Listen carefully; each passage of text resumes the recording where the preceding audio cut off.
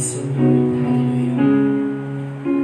Hallelujah, Lord. Magandang gabi po sa Panginoon at sa ating lahat. Ang lahat po na nakakasaksi ng gawain ng Panginoon ngayong gabi ay naaniyahan na makiisa sa amin sa pagpupuri. Tayong ngayong gabi ay magkaroon ng iisang layunin at yun yung mapapurihan ng Panginoon. Patuloy natin na panghawakan yung mga salita ng Diyos sa buhay natin. So Lord, hallelujah.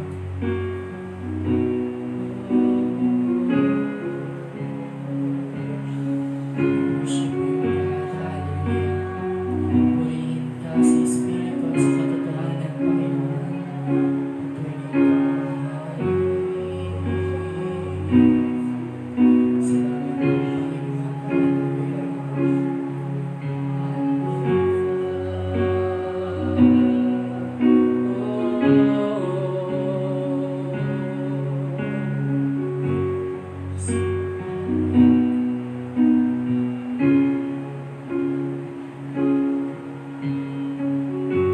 sa gitna ng kadiliman,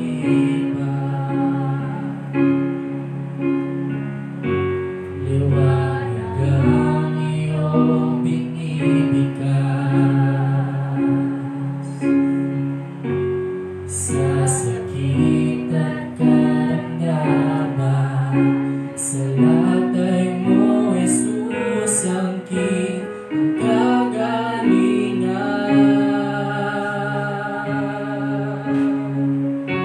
Salita mo'y panghawakan ko.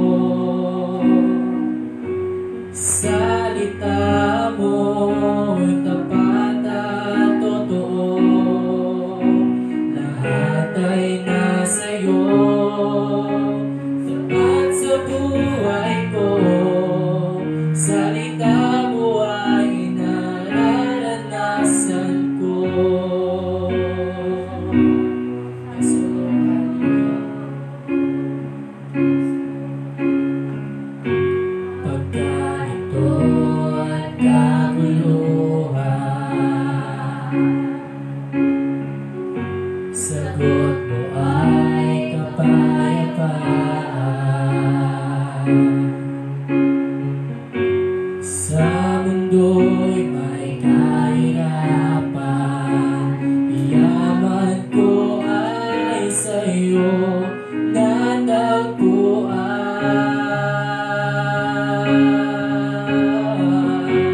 Salita mo, panghawakan ko. Salita mo'y tapat at totoo.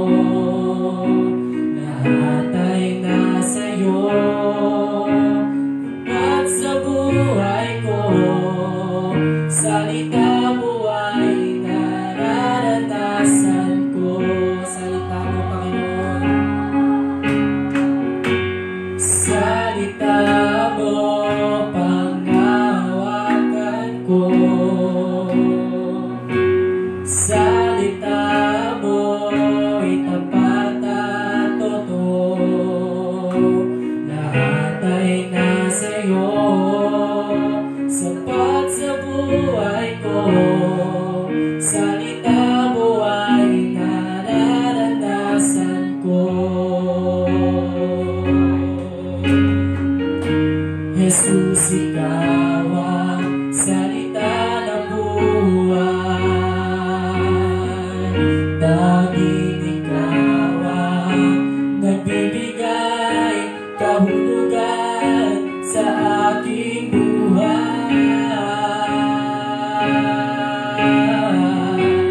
Salita mo, panghawakan ko.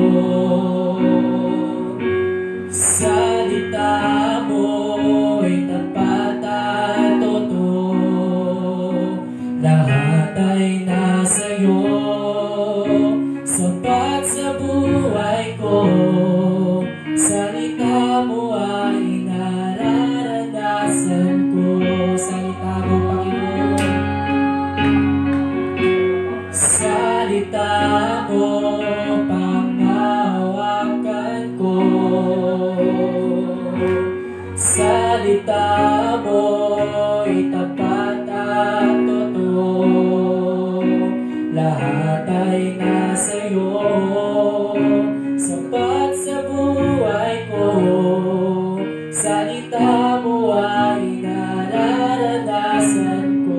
Salita mo, Panginoon, hallelujah. Salita mo, panghawakan ko. Salita mo, tapat at totoo, lahat ay nasa'yo, sapat sa buhay ko. Salita mo ay nararanasan ko. Salita mo ay nararanasan ko. Salita mo, Panginoon. Salita mo ay nararanasan ko.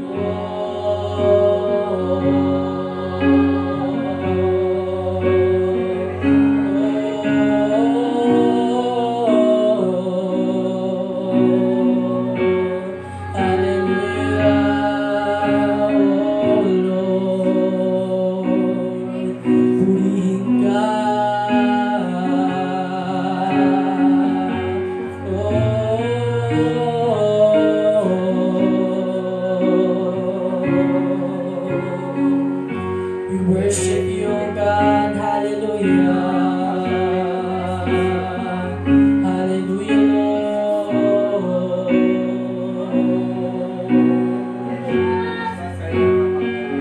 Yes, O Lord, hallelujah. Yes, O Lord, hallelujah, Lord. Lord, you stated that you are the light of the world.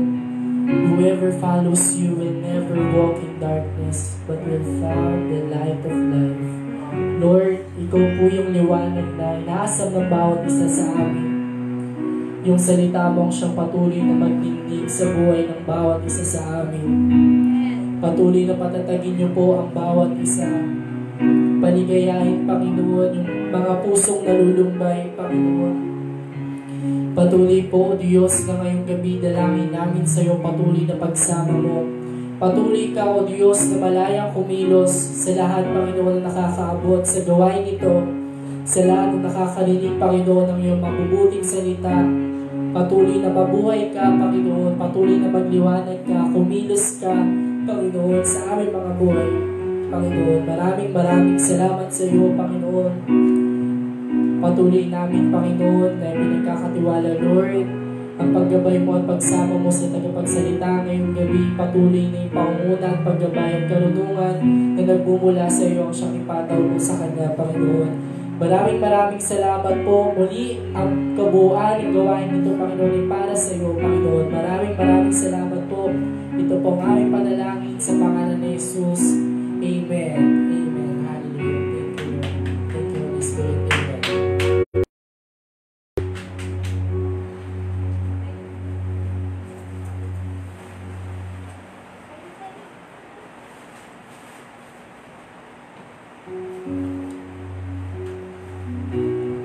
Magandang gabi po sa kanilang lahat. Dumulog tayo sa panalangin. Ama namin Diyos na makapangyarihan sa lahat, na siyang tumatanglaw ng iyong nalikha, langit at lupa. Ang mga tao sa daigdig, Panginoong Diyos, na ikaw may likha. Patuloy kaming aasa.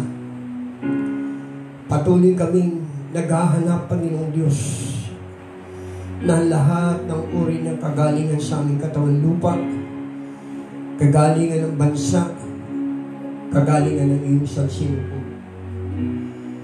Aming Ama, abutin mo, Diyos, ang panagpuin namin ngayong gabi.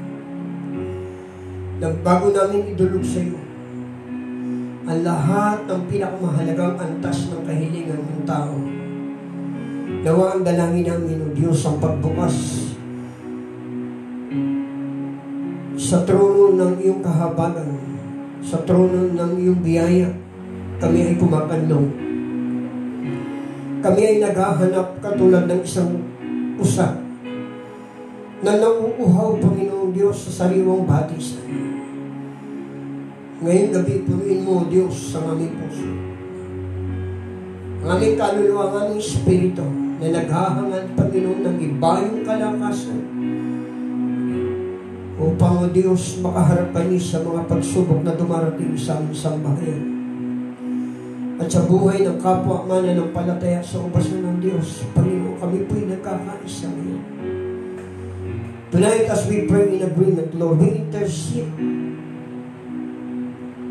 not of our personal need, Lord God, and to identify even, but for the sake of those souls who are not yet in you, O God. Lord, we thank you for blessing us this Tuesday's night, Lord. And as we soak and the intimate relationship with you, God, to please you, because we are not man's pleaser, but we are God's pleaser. Thank you, Lord God, for giving us the privilege and opportunity once again, Lord, to exalt your name, because you are worthy to be exalted. You are worthy to be worshipped and magnified, Lord. Lord, we give you all the praises, the glory, Lord God, in us. We ask the Spirit of the Lord to guide and lead us, Lord God, as I preach, Lord God, to be used for your glory. The glad tidings, Lord. In Jesus' mighty name we pray. Amen and amen. Before we arrive to the prayer concern tonight, the theme for today is, for every Tuesdays and for every Thursday, is about God's pleasure, soaking, and intimacy. God's pleasures, soaking, intimacy. Yung po ating title ngayon. Every Tuesday and every Thursday, this will be our theme. For the whole week or for the whole month, ito po yun. Soaking intimacy with God or God's pleasure. We would like to start about this word soaking. Soaking means isang uri ng paglubog sa isang bagay. Isang bagay na magpapakalalim o magpapakadalubhasang marating ang pinakailalim ng nais niyang marating. The word soaking means to penetrate or affects the mind and soul and spirit of every human being. It is to immerse. It is a long, to lie in a long bath. Immersion, saturation, to affect our minds and feeling. Ito po yung pinakamagandang bagay na maaari nating magawa. Isa sa pinakamagandang bagay na maaari nating maisagawa bilang anak ng Diyos. Nagpapakilalang kabilang sa pamilya ng Diyos. Yung pong ating pakikipag-isa sa Diyos na kung saan ay kumikilala ng kanyang likhain ay napakaganda at ito dapat po natin i-appreciate ito. Ipagpasalamat natin sapagkat maraming buhay ang nagnanais na maisilang sa daigdig na ito, hindi pinahintulutan ng Diyos. Kaya ngayong gabi, nais ko pong ipabatid sa inyo na ang Diyos ay patuloy na magmamahal sa kanyang mga lilikha. Na ang sabi ng banal na kasulta, hanggat maaari ayaw niya ni isa ang mapahamak at ang gusto niya ay maligtas at magbalik loob sa Diyos. Ang pagluluwalhati sa pangalan ng Diyos, ang paglubog sa kaibuturang puso ng Diyos ay isang bagay na maglalapit sa atin sa puso ng Panginoon ngayong gabi as we further study about the book of Colossians chapter 4 verse 12. In Colossians chapter 4 verse 12, Epaphras, who is one of you and a servant of Christ Jesus, sends greetings. He always wrestling in prayer for you, that you may stand firm in all the will of God, mature and fully assured. Sa ibang lipat po, it is Good for you. One of you, a servant of God in the person of Epaphras in Christ Jesus, sends greeting. He's always wrestling, laboring, the other word to define. Is one of you a servant of Christ? Epaphras is a servant of Christ, a prayerful sinner, a co-laborers in the vineyard of the Lord, probably the founder of the church in 3 closed town area, the Colossa, the Laodicea, and the Hierapolis. Probably is the founder, together with Paul. Epaphras always praying for others' need, not for his needs, not for his wants and things that can give him joy. But he's always praying for others' need. He interceding for the needs or the one who intercede in behalf.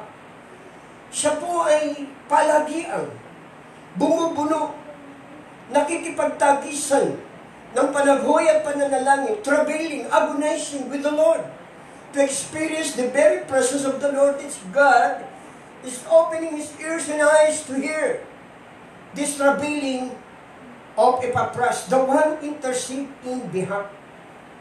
The word laboring means it is a painful, strenuous effect or to roll heavily. Pag sinabi pong laboring, ito po ay isang uri ng matinding pakikipagbaka, matinding nais na maipaabot na damdamin at layunin ng laman ng kanyang puso upang idulog ang ibang tao.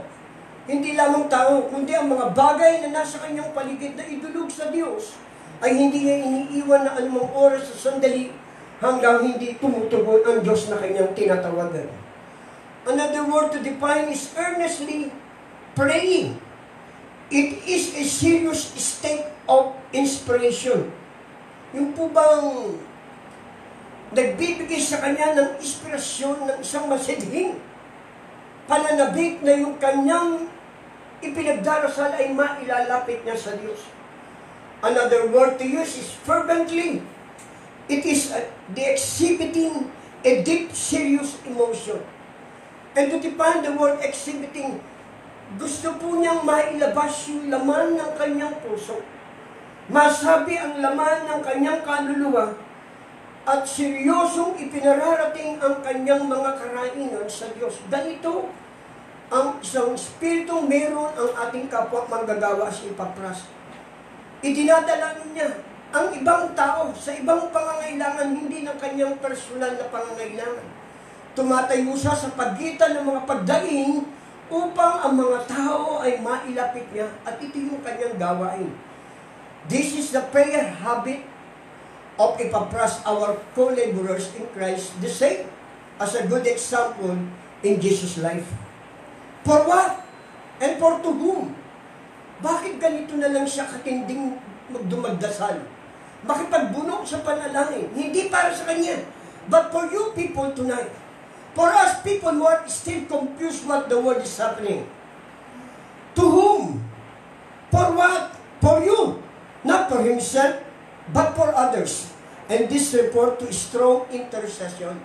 Pag sinabi pong strong intercession, hindi niya binibitiwan ang kanyang ipinagdarasal, ang kanyang panalangin, na hanggat hindi bumubukas ang pintuan ng kaharian ng Diyos. It is a reason. But the reason the Christian words today is that you individually, personally identify. Sinasabi po rito na siya ay palagi ang nagdarasal sa iyo kung nakikinig ka. Bahagi ka na kanyang panalangin.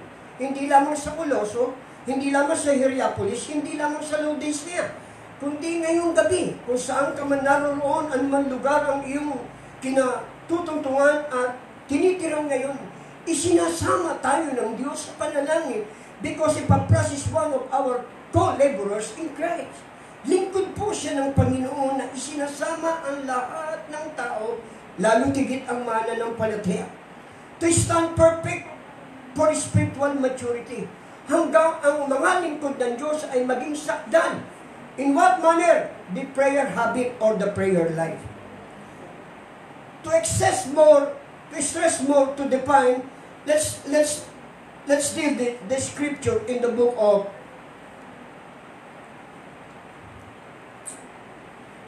Acts chapter 17, verses 28 to 30.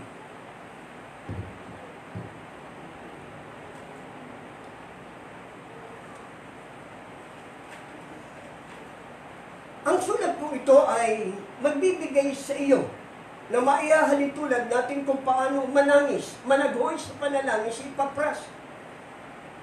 Ano ang kahalagahan ng buhay ng isang taong dumudulog sa Diyos na nagpapakalalim, inulubog. The word soaking means inilulubog, to immerse, to saturate, to penetrate, or to affect the mind and the feelings. For in Him we live and move and have our being, as some of your own poets have said, we are His offspring. Sa Kanya, kung kaya ka nabubuhay. In Him. The very reason why we're still alive today, because in Him we live. Not to any person to identify, but only in the name of Jesus Christ. The very reason why we live, because of Jesus Christ. Nothing else and nothing more. The very reason why we move until today, because of the Lord Jesus Christ. And the very reason, last but not the least, our being made in the image of Christ. Ito po yun eh. Isang napakahalagang huwag mo makalimutan ngayong gabi, na dahil sa Kanya, kaya ka nabubuhay. Nang dahil sa Diyos, kaya ka gumagalaw. Nang dahil sa Diyos, ikaw ngayon ay buhay at kumikilos sa daigdig nito bilang Kanyang nilikha. Naway huwag mong makalimutan, nang dahil kay Jesus, ikaw at ako o ang tao, kaya nabubuhay. Sa ganitong kalalagayan ng daigdig, kailangan natin ng isang kapangyarihang magdadala sa atin, sa iyo, ng isang katiyakan bago tayo manalangin. Magdadala sa iyo, sa atin, sa bawat bansa na inabot ng ganitong uri ng salot at trahedya upang tayo ay makatiyak na ang ating ipagdarasal ay makararating sa trono ng kahabagan ng Diyos. Pangako ito sa aklat ng Nahum. In the book of Nahum, chapter 1, verse 7, the Lord is good and refuge in times of trouble. He cares for those who trust in Him.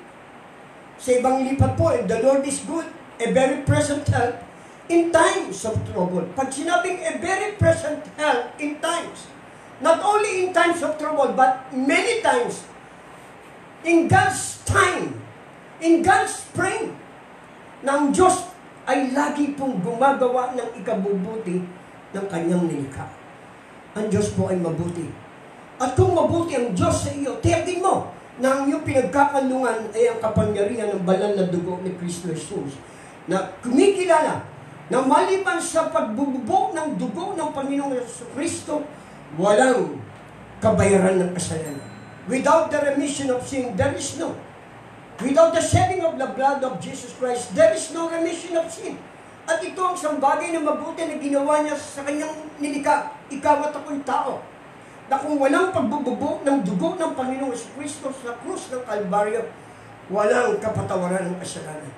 At dahil tayo napatawad ng Diyos sa ating mga kasalanan, ang sabi ng Biblia, siya ngayon ang iyong kanlungan. Itong panahon nito, wala tayong ibang kakanlungan. Itong sandali na kinalalagyan ng ating daigdig ng mundo, globally I'm speaking, this is what we call COVID-19, who saturated many nation after nation. But take note what the Bible says. He is a very present help in times of trouble. Then if you are in trouble, the world is in trouble, there is only one refuge, the rock of salvation. Who will care, who will save his mankind, his own creation, no other than Jesus.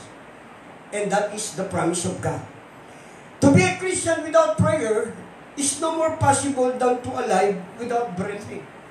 Kaya nga kung ang isang Kristiyano o ang tao ay wala hong spirito ng pananalangin or prayer habit, ay siya inalintulad sa isang taong buhay pero walang hininga.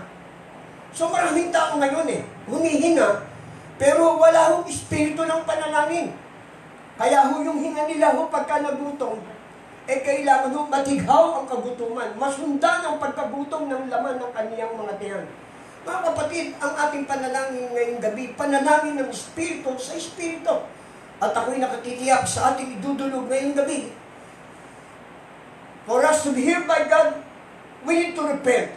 We need to ask forgiveness from the Lord. Isang uri ng panalangin. Prayer is the only way of becoming what God wants us to be.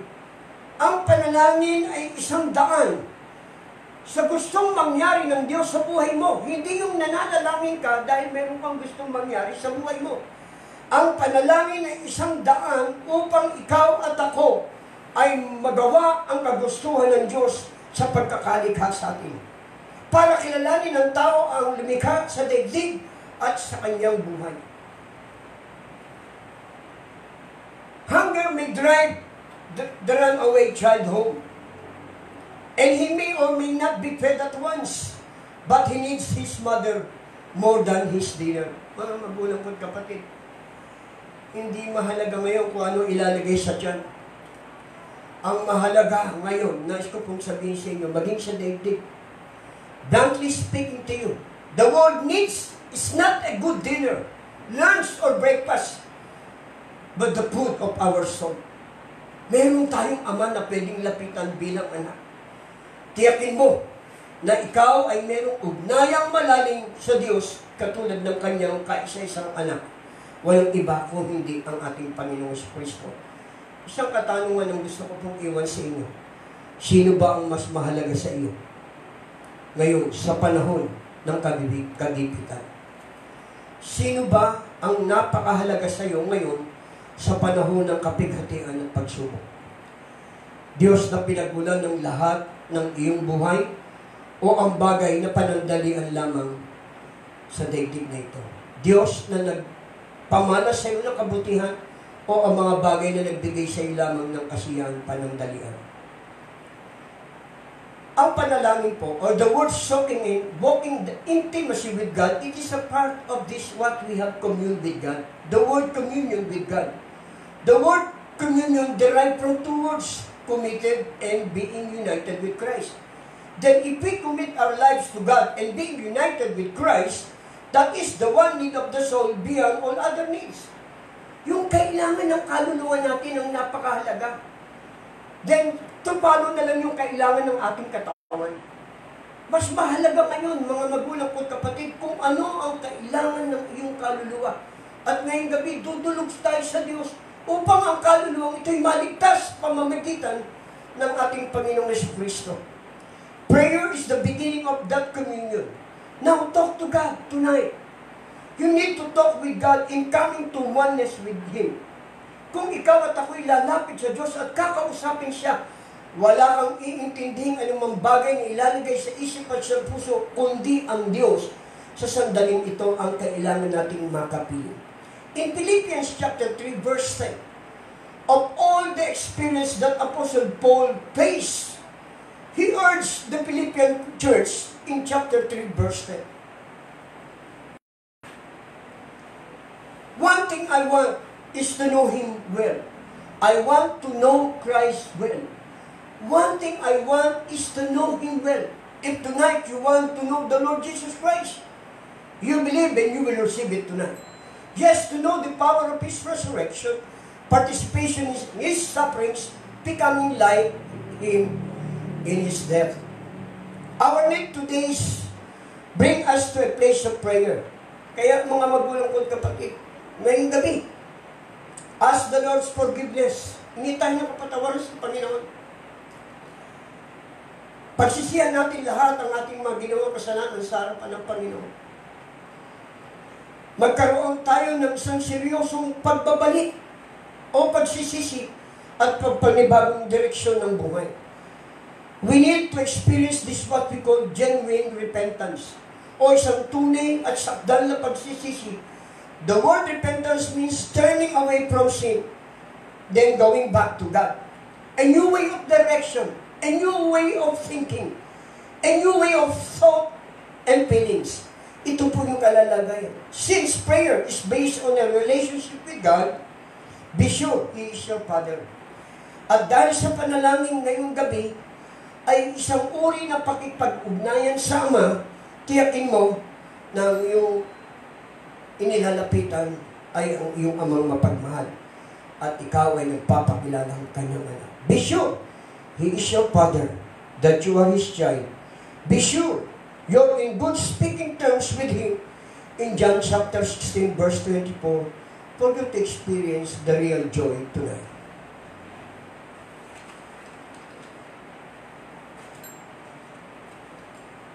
Then if you're ready for us to be a part of this soaking intimacy or to please God, until now, you have not asked for anything in my name. Ask, and you will receive, and your joy will be complete. If you want your joy to be complete tonight, be with us to this prayer concern.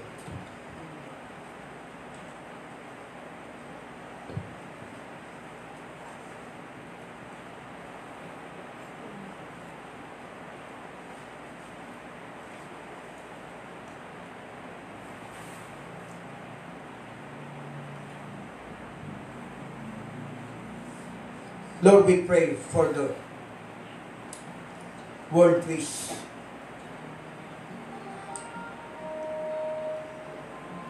Heavenly Father, we pray and we intercede for our dear President,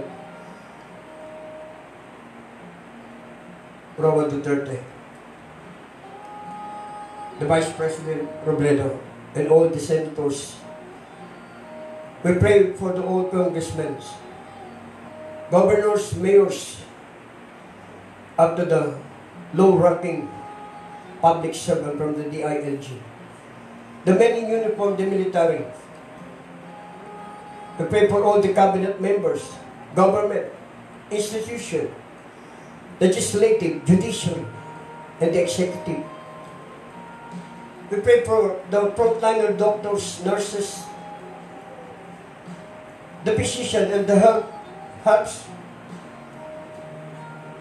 The World Health Organization. We pray for the SWD, for all the education. We pray for the private sector, telecommunication, the urban and the remote. We pray for all the markets and malls to be open. We pray for all the needs, the common needs of your people, Father. We pray that our economic will be restored in Jesus' mighty name. Lord, we pray for all the CCJC outreaches pastors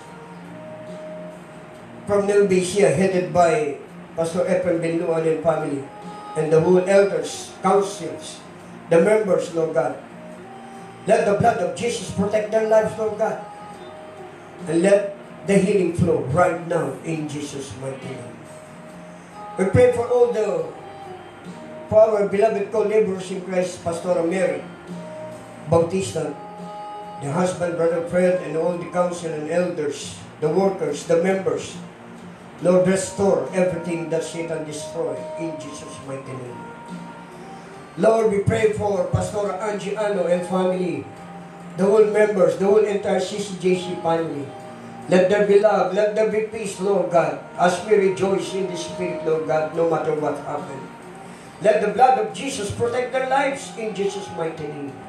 Father, we pray for San Fernando, La Union Bacnotan, headed by the King of Glory, Pastor Christo and Pastor Patricia Baduma, for all the officers, workers, the members, the ministry, the businesses, the projects, and the job. And let the blood of Jesus, again, Father, cover them in the precious blood of Jesus. In Jesus' mighty name. Father, we pray for the CCJC family, Pasig chapter headed by Pastor Christy Godino. Lahat ng mga binubuo ng kanyang pamilya, Panginoong Diyos, mga tagasunod, mga kapwa magagawa sa ubagsyan ng Diyos, sa lahat ng departamento, dalangin namin ang pagdukob ng iyong banal na dugo sa kanilang mga buhay. Lord, we pray for the following families from the CCJC Central Church. We pray for the Medina Manlapas family.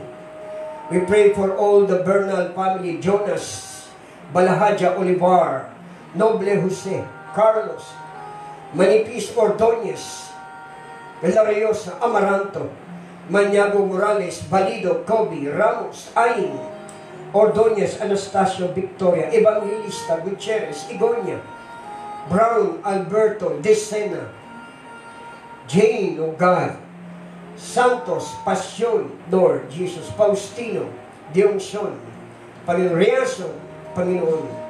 At yung dalangin po namin ng mga ibang mga kapatid, ng mga pamilya ng Ganyak, Banal, Moran, Ganya,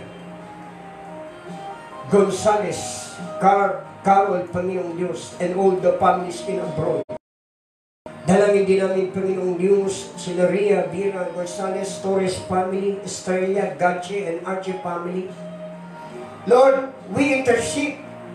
Let the healing flow sa katawan lupa ng aming kapatid na si Pastor Joel Jacinto. Let the healing flow. And we believe that miracle exists even tonight, even today. Amen. Lord, let the signs and wonders, miracles follow sa buhay ni Brother Henry Resultan, sa buhay ni Pastor Nelson Prani at ang kanyang kabiyak, si Pastor Cesar Aniceto at si Pastor Ray Balindo. Dalangin namin, Panginoon, ang paglukob ng mga lahat sugat sina ay iyong pinagaling. Lord, we pray for this United Pastor Independent Churches, the Cavite City alone, Panginoon. Pastor Noel Saliba, Justin Saliba, Arthur Bano, Panginoon Rupino de Guzman, Benny Serralde, Cesar Roman, Alan Tambong, Ramon Cristal, Panginoon, Dante Mikla, Jun Encarnado, Noel Peña Serrada, Boy Espinosa, Joey Regan, Pastora Mary Bautista, Esper Laudato, Pastora Laila de los Reyes, Pastora Angelica Medina, Pastor Alvin Arlene Jacob, and Pastor Ramir Garcia. Lord, we pray for other ministries, Lord, the Alliance Independent Minister Churches of the Philippines, which the founding pastor, Apostle Rodel Magaling, the officers, the members, and all the ministry behind of all this alliance, Lord God. We pray for the gathering of the fivefold ministry, the core group international, Panginoon, the officers, council of elders, the members from the city of Dipolog and Legazpi.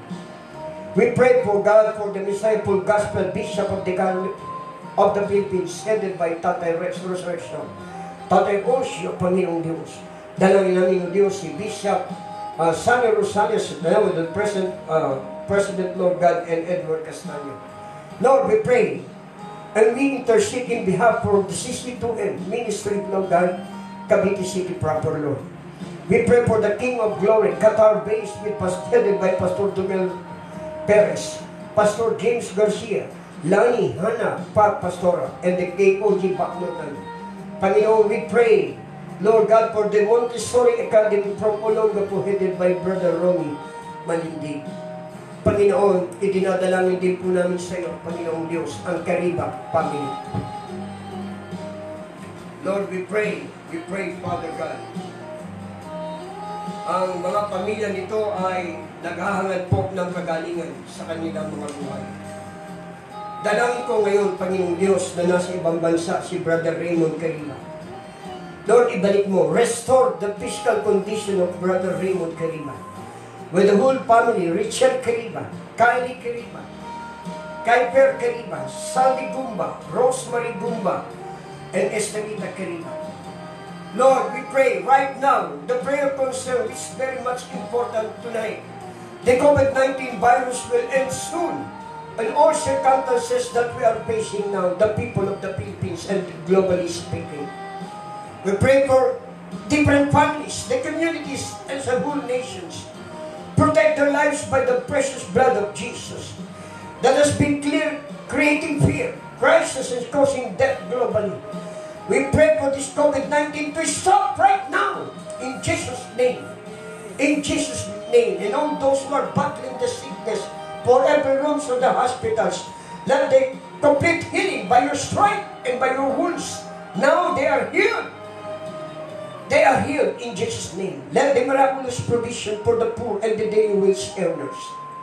Let the protection and wisdom for all our frontliners and medical practitioners that are still finding a cure for this virus, as well as for our soldiers, men in uniform, and other sectors of our country, cabinet members.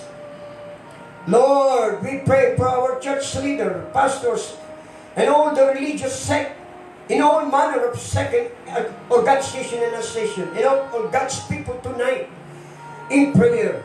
Lord, as we soak, as we penetrate, as you saturate us, Lord God, in the spirit realm, Father, we pray, Lord, because we are not destined to be defeated, and we are destined to be victorious again, Lord. We pray for our dear beloved Barangay Captain from the 42A, Barangay Captain Sharon Baliran, and the whole Kagawad, the SK Kagawad, the health, Lord God, and all the secretaries. We pray for our 42B, Barangay Captain de Los Angeles Arman, the Tugay, Adriano family, Ramos, Baleda family, Javier, Tacluyan, Fernandez, Ramos, Quijano, Gita Justo, Prera, Trinidad, Alejo Karen, de Los Angeles John, Aliano, Gali, Kiding, Castro, Tessie, and Castro, Joel. Ngayong gabi, Panginoong Diyos, saan man dako naroon ang iyong mga anak, nagkakaisa kami, Panginoon. Lord, payapain mo ang aming daigdig. Bigyan mo ng kapayapaan ang aming pamamahinga sa buong magdamag. Iunat mo ang iyong mapagpalang kamay sa bawat pamilyang nakikinig ngayon at nagmamasid ng gawain makalangit ang pamamahayag ng magandang balita. Panginoon, tinataas po namin ang bansang Pilipinas. Ang bansang Pilipinas ay para kay Jesus. We believe that Philippines is for Jesus. Lord, we intercede in behalf. And as we pray in agreement, corporately pray, Lord, ng gabing iti gabi, ng isang mabungang pananalangin katulad ni Epapras. Mananaghoy, mananangis, katulad ng isang usa na nagnanais na makainom sa isang batis na ang tubig na ang dumadaloy ay isang kristal at malinaw na nagbibigay ng buhay. Panginoon, nauuhaw ang bansang Pilipinas sa iyong Espiritu. Nauuhaw kami tulad ng santupan na naghahangat ng tagapag-alaga. At ikaw ang napakabuting tagapag-alaga ng iyong mga inakay. Ikaw ang aming dakilang pastor na sa iyo hindi na kami mga kailangan. Ikaw ang nagpahid ng iyong labis sa aming ulo upang itaboy ang lahat ng kaaway. Ang iyong pamato kasi siyang nagtatanggol, Panginoong Diyos, kahit na kami lumakad sa dalisdis at anino ng kamatayan, hindi kami matatakot. Sapagkat ikaw ang nagmamasiwa at umaalalay ng aming mga buhay. Sabi mo, Panginoong Diyos, silang nagtitiwala sa iyo ay hindi mapapay. Panginoon, ito ang unang gabi na tutulog kami sa iyo. Hanggang matapos, Panginoon, ang pakikipagbakang ito sa isang pakikipagbakang tapos na sapagkat ang Diyos ay nagwagi sa krus ng Kalbaryo. Lord, mabubuhay kami sa daigdig na ito na tanging sa iyo lamang aasa. Bigyan mo ng kapayapaan ang nagugulimihanan. Alimin mo, Panginoon, ang namamanglaw. Ibangon mo ang mga nasa banig ng karamdaman. Alisin mo, Panginoong Diyos, ang spirito ng pagkatakot sa puso ng iyong mga anak. Na huwag bigyan ng pansin ang mga kaganapan at nangyayari sa daigdig. Kundi ang mas bigyang pansin ang Diyos na nakababatid kung ano ang mabuting niyang gawin. Panginoon, ang dalangin ko, ang pagkilos ng iyong mapagpalang kamay ngayong gabi. Iunat mo, Panginoon, ang iyong mga kamay. Abutin ang mga nasa ibang bansa at ang bawat bansa na ngayon ay nakikipagbaka. Ipagtanggol mo, Panginoon o Diyos, ang iyong bayan. Ikaw ang nagsabi, Panginoon Diyos, at nangako ko ang iyong bayan na tatawag sa iyong pangalan ay magpapakumbaba. Hahanapin, Panginoon, ang iyong katwiran. Tatalikod sa kasalanan. At doon sa langit, pakikinggan mo ang aming panalangin, patatawarin mo ang aming mga kasalanan. At nangako kang pagagalingin mo ang aming bansa, pagagalingin mo ang iyong lupain. Panginoon, hindi lamang ang lupain ng Pilipinas, kundi ang bawat bansa na inabot ng salot na ito. Hindi ito magtatagal, Panginoon. As soon as possible, Lord, we urge, Lord. We travail, Father. Ama.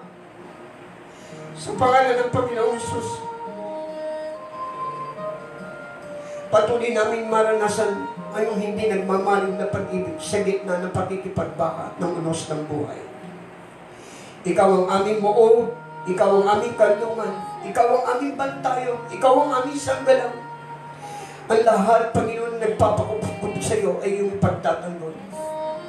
Panginoon, maski na ngayong gabi, ang bawat pamilyang nabanggit na inalapit namin sa iyo, kalingain at ipadama mo ang pagmamahal at maniniwala kami, Panginoon. Isang magandang bukas sa aming paggising ang aming mararanasan. Salamat sa iyong pag-ibig. Salamat, Lord God, as you guide and lead us, Lord God, to soak ourselves in the Spirit realm, Lord. As you saturate and penetrate all the feelings in our thinking, Lord, even. But, Father, we thank you for blessing us, Lord God. We believe, Lord. Naniniwala kami na natanggap na namin ang aming kahilingan, Panginoon, ngayong gabi sa lahat ng antas ng pangangailangan.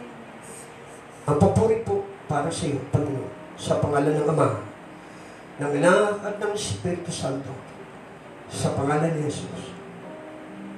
Amen. Amen.